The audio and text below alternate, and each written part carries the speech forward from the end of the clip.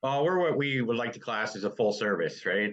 We do everything from finding your tenant to getting rid of the problem tenants for you. We deal with the landlord tenant board, the rent collection, maintenance. We're a 24-hour on call for your tenant. So your tenant would call us instead of you in the middle of the night. Right.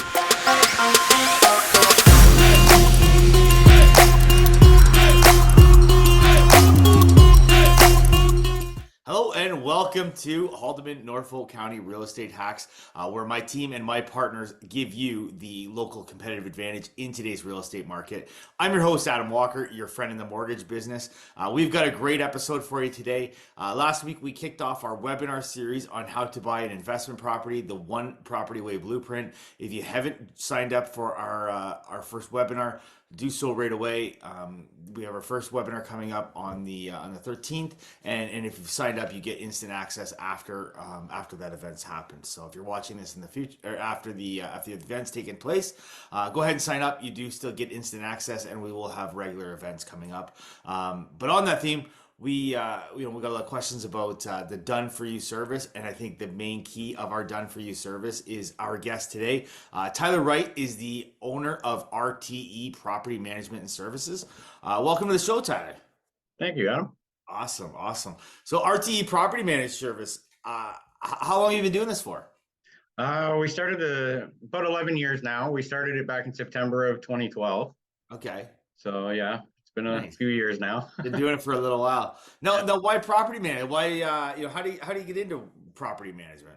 Originally we did it as we were taking care of some bank repossessions and stuff like that. I also have 5 kids, so with them, the thought of them going off to college and university, we figured buy a property and manage it in there. So it would pay for my kids to be going to university, right? Somewhere to stay. Fantastic. A great strategy. I know a lot of people do that when their kids go away to school, use some of those RESPs or use that for a place for them to live and rent some of the other rooms out. So, so a property management company, what are some of the things that you do for your clients, for your landlords? We're what we would like to class as a full service, right? We do everything from finding your tenant to getting rid of the problem tenants for you. We deal with the landlord tenant board, the rent collection, maintenance. We're a 24-hour on call for your tenant. So your tenant would call us instead of you in the middle of the night. Right. Yeah, we deal with the tenant conflicts. We arrange for contractors. We deal with all the contractors. We can even arrange for lawn and snow, right? We pretty much cover every aspect you can think of. Right. So if I'm a new property manager, so I just bought my new house, and one of my concerns, because everybody's heard the horror stories that you don't want to be a property manager because you don't want to deal with tenants that aren't paying your rent. Yeah. How do you help with that? Well, we go through a screening process. We do background credit checks. We do criminal background checks. We even deep dive into people's social medias just so we can see where and how they like to react in life, right? Right. Our key goal is we find you the right tenant, not the first tenant, right? Right. Sometimes somebody will offer you the cash for first and last, but you still got 10 other months you got to worry about, right? Yeah. Right, so. Yeah, I know that's key, getting that right tenant in there for the first time. And you were telling me earlier that you guarantee when you do all these screenings, which is definitely more than I think the average person could do, you guarantee that tenant for the first year? Yep. Yeah.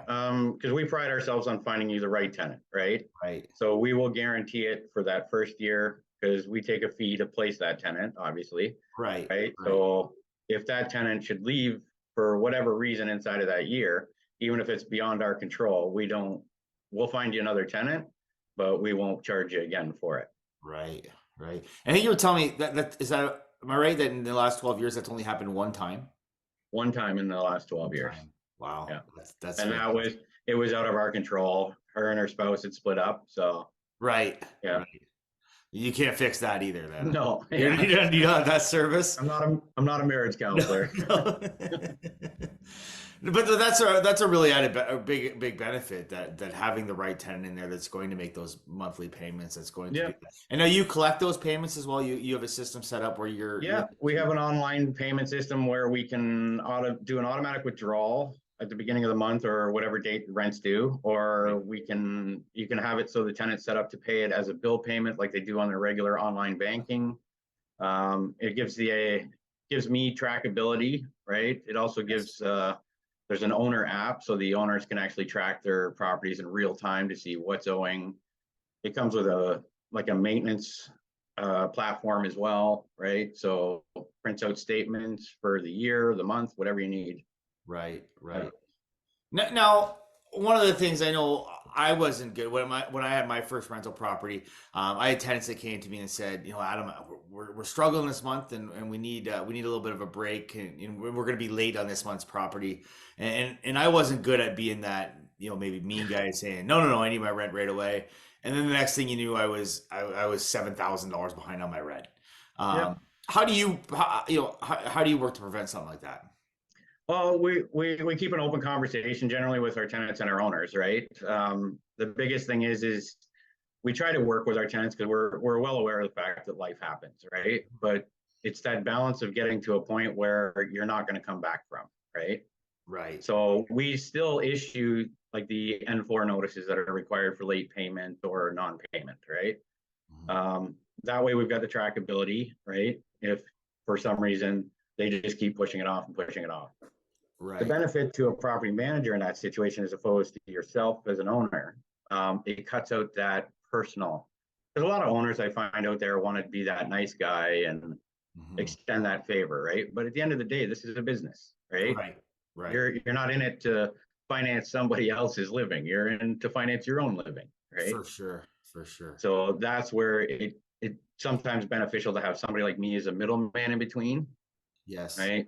So we go out. My job is to get my owners their money, right? And that's what you pay me for.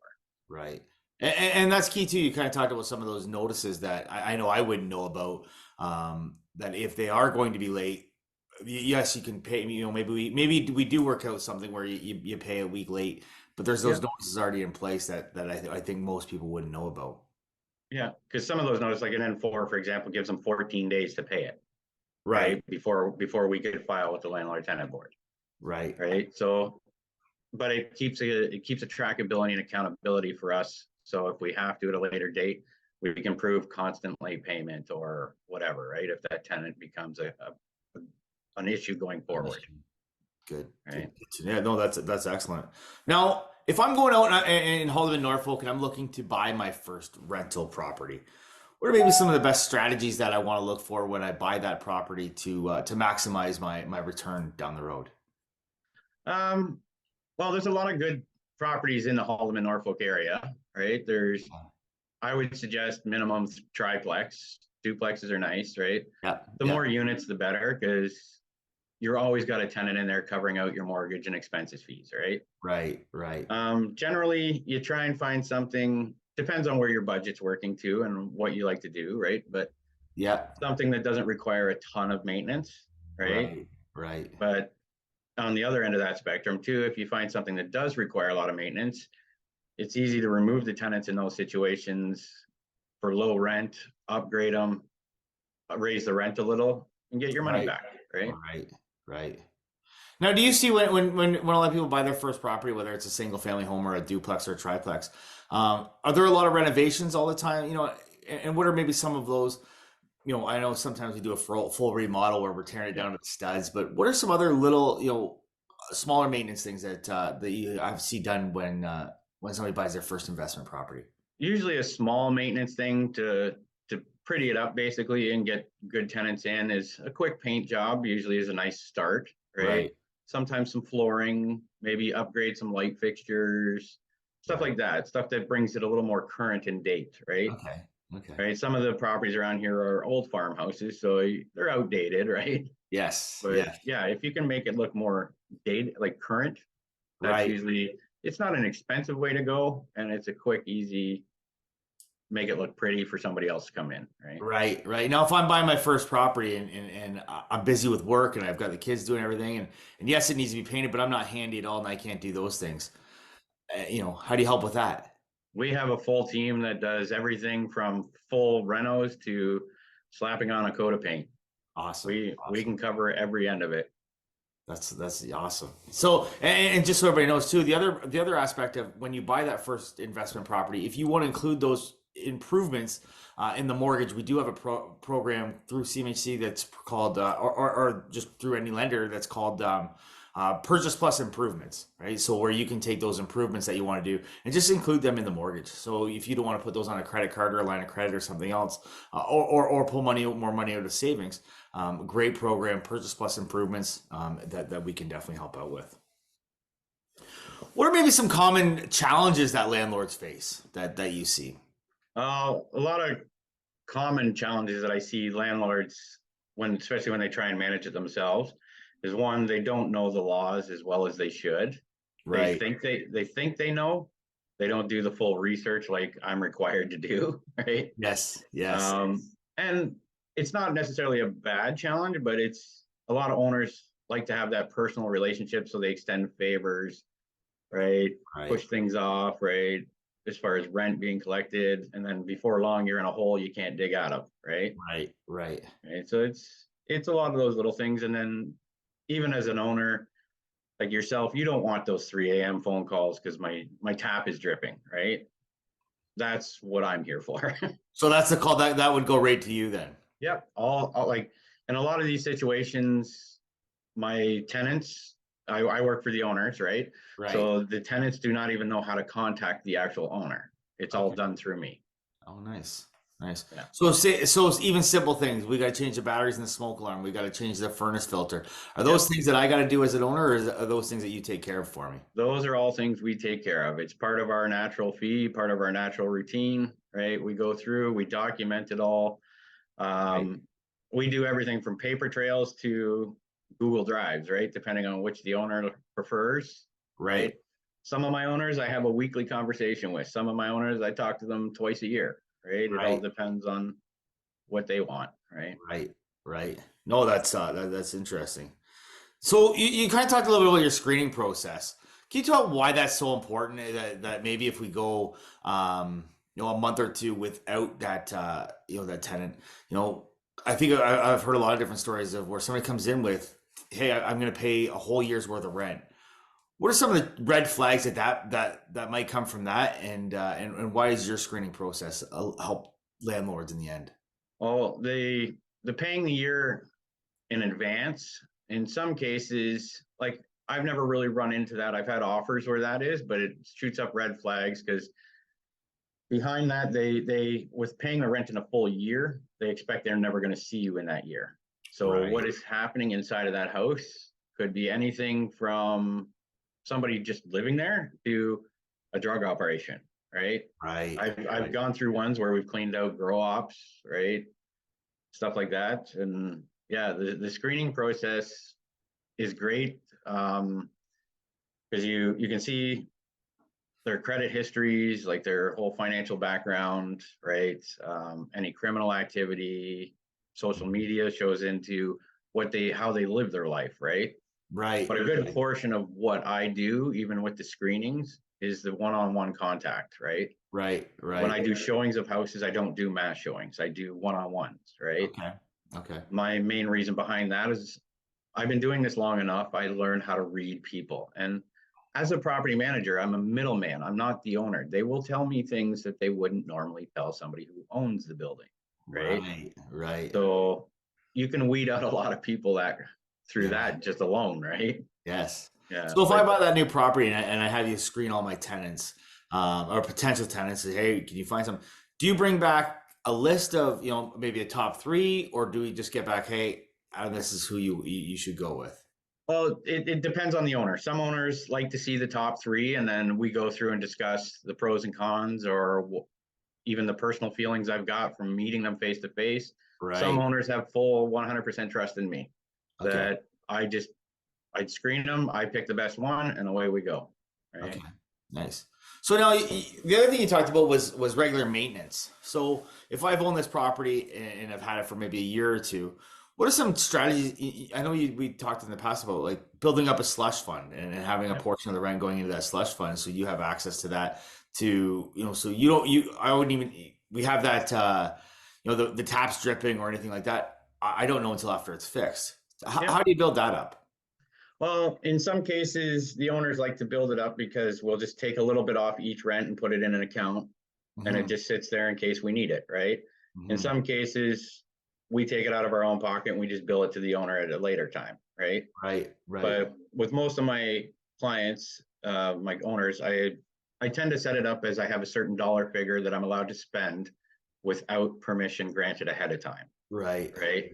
So it's for emergency purposes, like those little things that you don't want me calling you at 3 in the morning saying, "Hey, I got a burst line. Can I call a plumber?" Right? right. I just go deal with it. You'll hear about it in the morning when it's a decent hour, Yes, and you're sitting there drinking your coffee, and I've already dealt with the problem, right? right, right. Now, I assume now that because some of the things that you do yourself and some of the things you can fix, but if you need to call in a plumber, I'm guessing you have a lot quicker access to a plumber than maybe I might. Yeah, I've built up some pretty good relationships with guys over the years. I have two plumbers that I have that use regularly. I have two electricians that I use on a regular basis.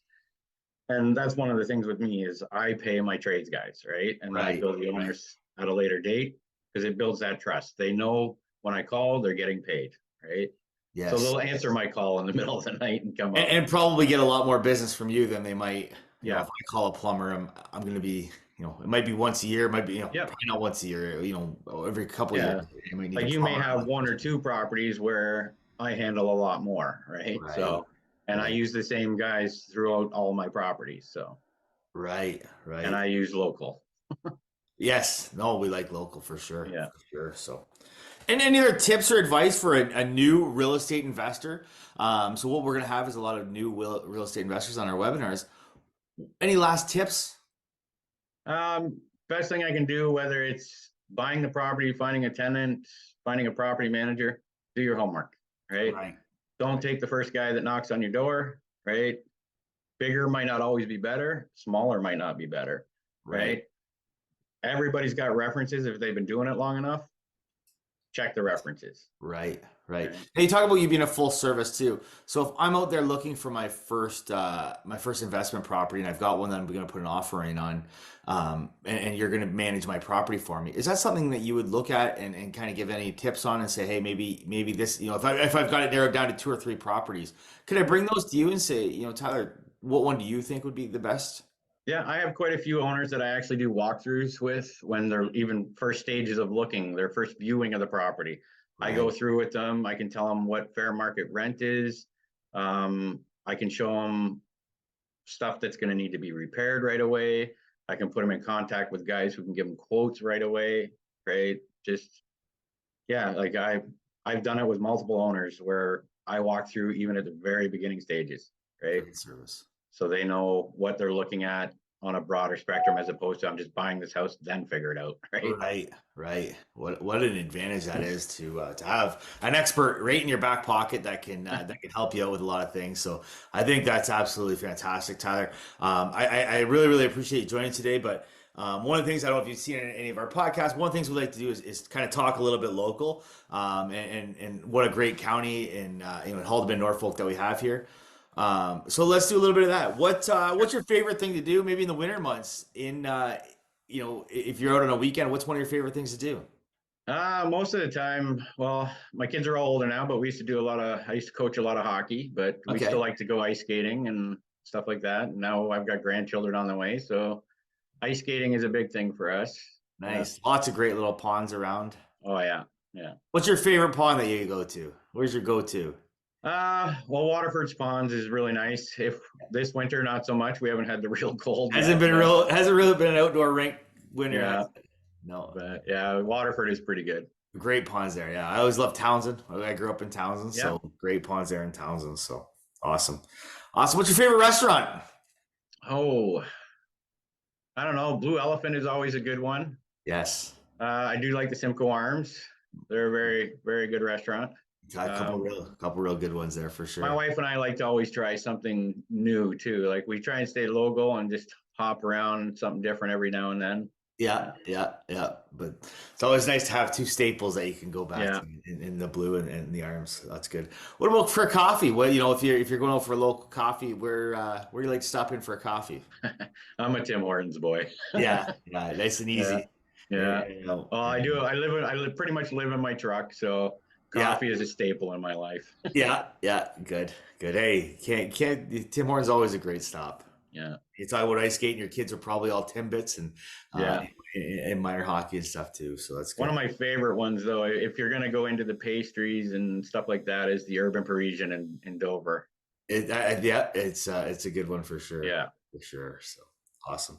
What about your favorite local festival? We got lots of them around here. What's your favorite local festival? Probably have to say the Norfolk County Fair. That's Norfolk always a County. good one. Or Pumpkinfest. I really like Pumpkinfest because I'm a Waterford boy too. Well, So, right? So, going in there with the Pumpkinfest, yes. yeah, Always a great time there with the car show and yeah, the haunted house and everything. So yeah. awesome.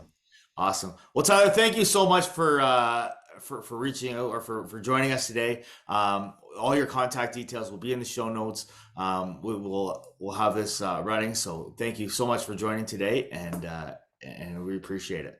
Yeah, thank you for having us. Awesome. Hey, huge thank you to Tyler for joining us today. If you are looking to get started with your first investment property but don't know where to start, join our full service One Property Way Blueprint. The link in the show notes to get started. We look forward to hearing from you, and we will talk to you next week.